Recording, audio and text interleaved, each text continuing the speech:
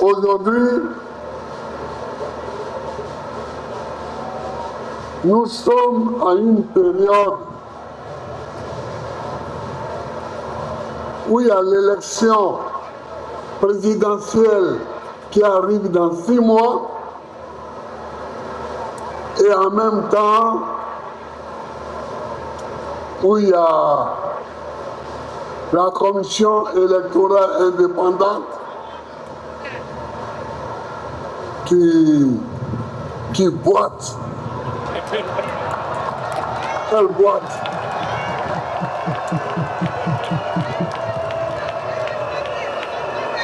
Elle boite au lieu de marcher.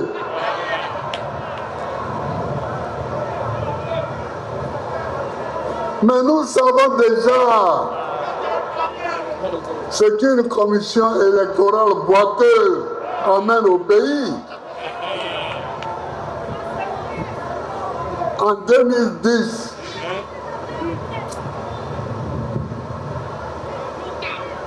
la commission électorale était dirigée par l'opposition.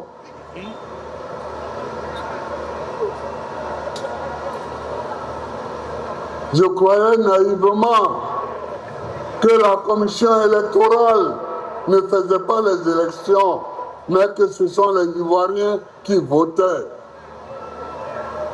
Donc je leur ai laissé ça. Oh! Oh!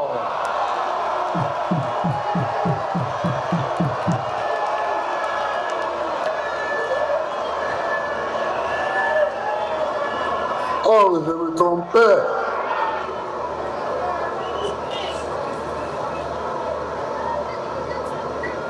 Le premier président de la commission électorale, c'était Bégré Mambé. Bégré Mambé, qui est aujourd'hui Premier ministre, de qui vous savez.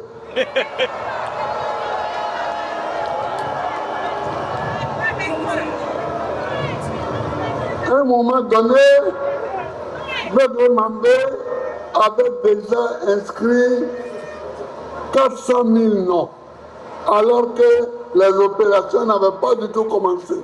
Il y avait 400 000 noms inscrits. Quand j'ai vu ça, je l'ai renvoyé. Je l'ai renvoyé. Et j'ai demandé qu'on me propose un autre. On m'a proposé Youssouf Bakariko. Oh. Oh.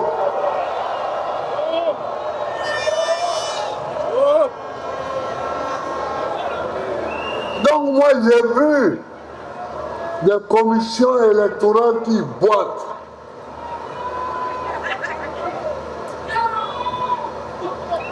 Je ne peux plus accepter une commission électorale qui rentre.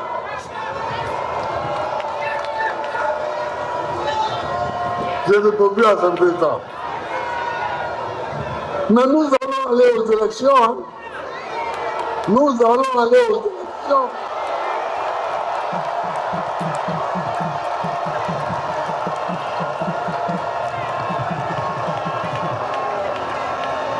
Parce que ceux qui croient que, bon, on va les fatiguer et puis ils vont se fâcher pour dire on ne va pas aux élections. Là. Et allez leur dire qu'ils se trompent.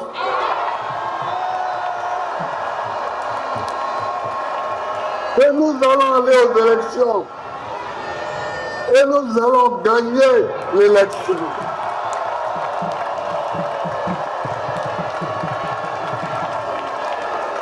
Nous allons aller aux élections et nous allons gagner l'élection.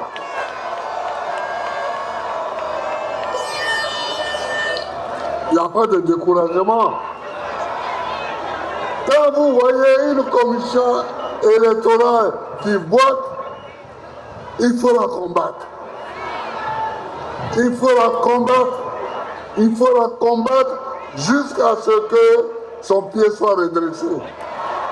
Nous étions représentés par Demba Traoré, mon jeune ami, qui est avec moi depuis 1990. Il est venu avec moi parce que je lui ai dit de quitter la commission électorale.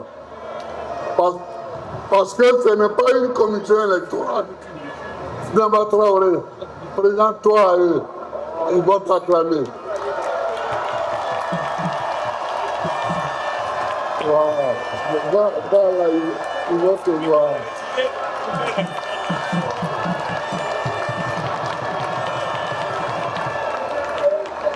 Merci.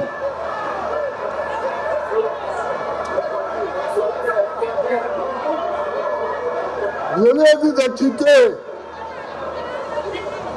la commission électorale et immédiatement, il a déposé sa lettre de retrait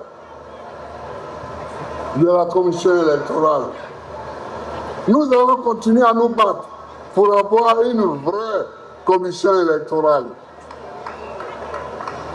Je suis heureux que, après avoir publié notre décision que nous avons prise au CSP,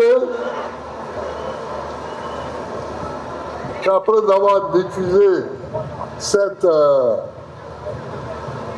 décision de retrait de la CEI, le PDCI nous a suivis.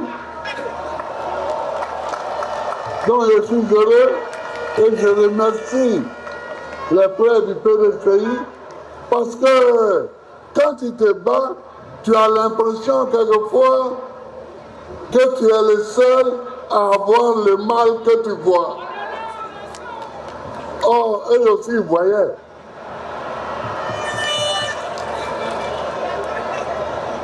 Akofi Benzo, remercie ton parti de nous avoir emboîté le pas. J'ai vu d'autres déclarations, la déclaration de Daniel Boni, etc. Et j'ai vu que tout le monde parlait maintenant de cette décision. C'est bien. C'est bien, mais ça ne suffit pas. C'est bien, mais ça ne suffit pas.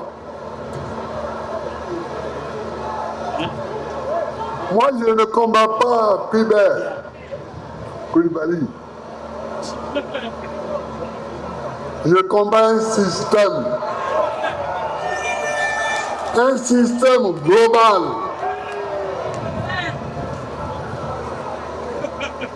Un système qui fait que l'élection, même en Afrique, est considérée comme un instrument pour que certains pays étrangers placent leurs hommes à la tête de nos États. Je ne veux pas. Moi, je ne veux pas de ça.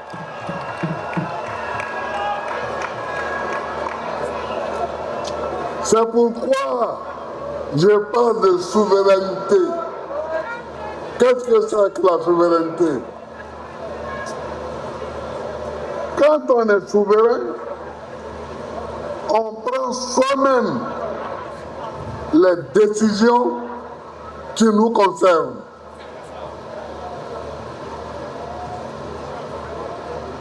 On prend soi-même les décisions qui nous concernent.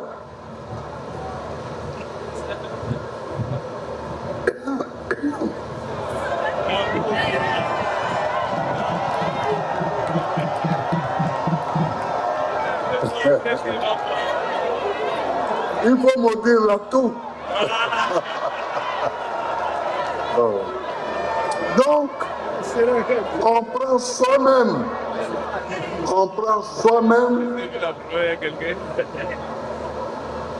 les problèmes, les décisions qui nous concernent.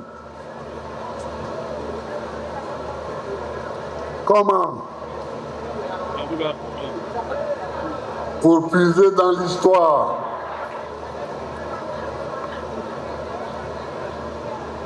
Le Mali, il y a le Soudan français et le Sénégal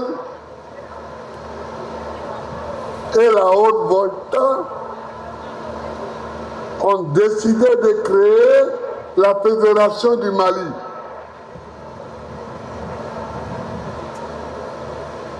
En 1958.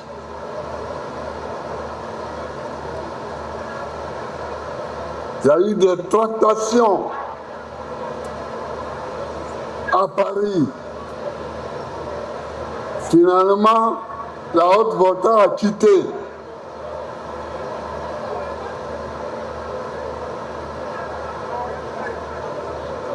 Sont restés le Sénégal et le Soudan français.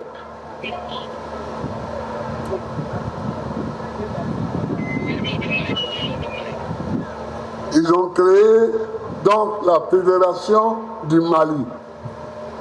Modibo Keïta, leader du Soudan français,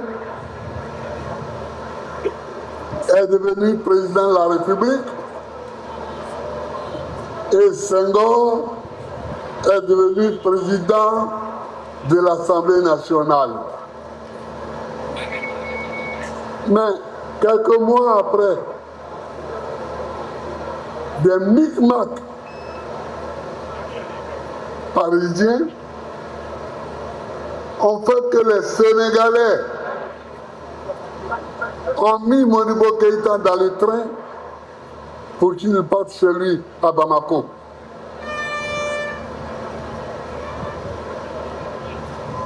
Il est arrivé chez lui et Senghor a pris la présidence du Sénégal. C'est ça la non-souveraineté. Ça, c'est la non-souveraineté. Quand une décision qui vous concerne est prise ailleurs pour vous être imposée, c'est que vous n'êtes pas souverain.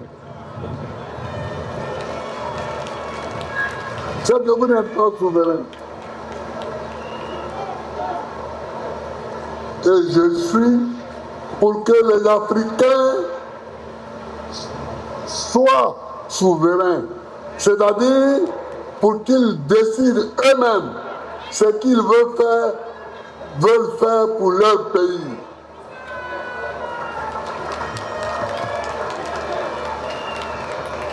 Comment ça se fait que le kilo de cacao coûte 5 000 francs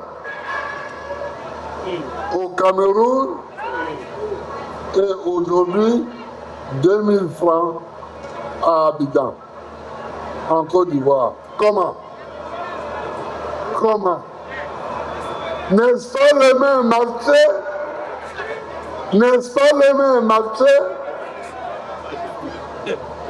C'est le même marché.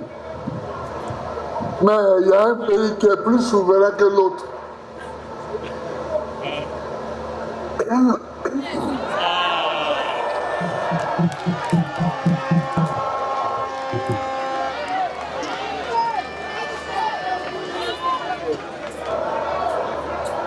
Pardonnez à la toux, pardonnez à la toux.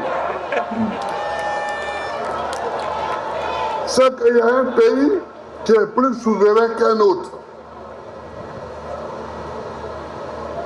Et que ça ne gêne pas de donner, que ça ne gêne pas de donner 5 000 francs par kilo aux paysans, alors que dans l'autre, on lui dit, hey, attention, hein, tu as trop de dettes, donc il faut voir. Tu as trop de dettes, donc il faut voir. Si tu peux le faire, je retiens 2, 3, comme ça, tu vas nous donner un peu ici. Mais ce n'est pas la souveraineté. Et je ne suis pas pour ça. Et je ne suis pas pour ça.